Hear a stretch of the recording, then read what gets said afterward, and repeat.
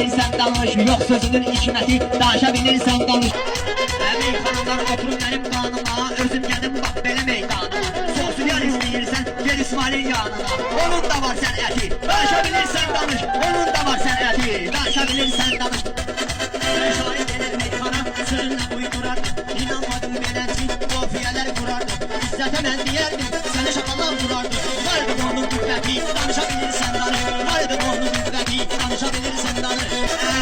Güləhmətdə gələnlər rəqibini uydura. Kim deyir ki gəlibdi, eləməz üstə dura. Bizə kimdi gələn mənə, binə yapaqlaq vura. Həll edədəm söhbəti, danışa bilirsən danış. Həll edədəm söhbəti, danışa bilirsən danış. Belə də meyxanada mənim ağarıb başım. Meyxananı tək gedib mənim dəyim yaddaşım.